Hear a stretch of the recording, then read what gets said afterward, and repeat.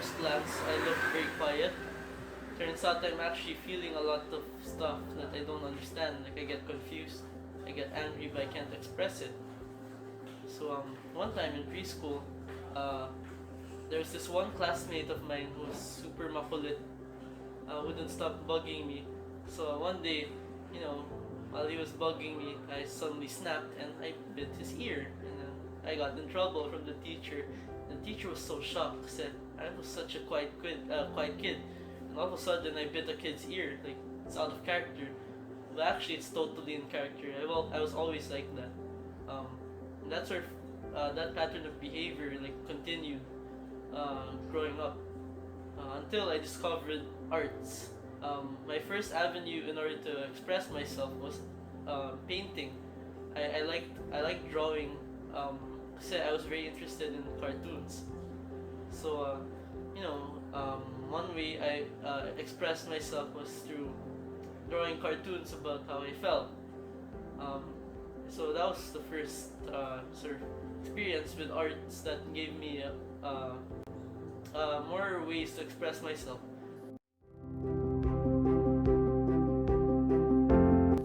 So growing up, how I found out that I was not like other kids is when I was taken to a psychologist due to mood problems I was having when I was 13.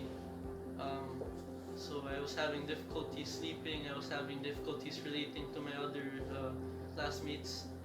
My my mom took me to a psychologist in order to have me tested. Um, so that includes like IQ tests and other creativity tests. And it turns out that the suspicions were right. There was something different about me.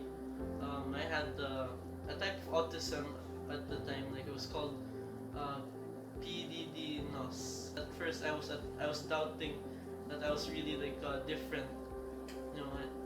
I thought to myself, I'm able to function in school naman. I'm able to make it through the various grades.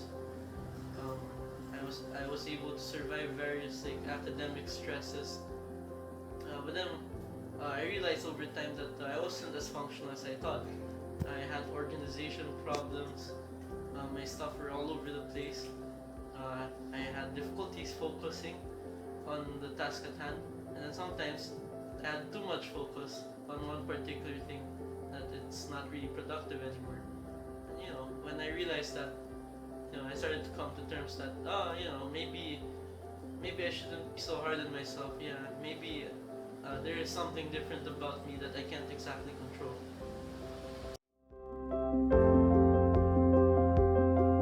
So one way I think that we can end stigma for persons with disabilities is by including them. One of the crucial points of a kid's life is while they're in school.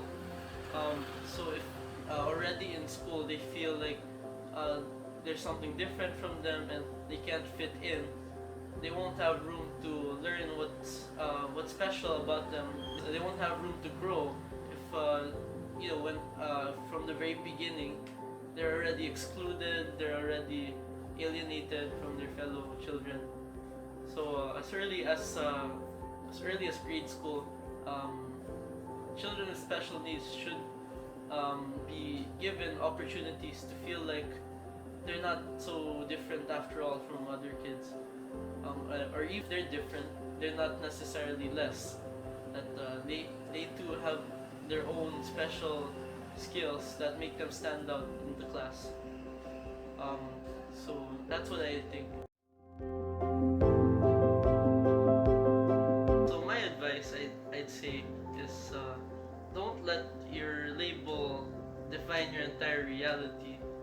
Before your disability, you are a person with your own unique skills, your own unique setting, your own path towards growing as a person.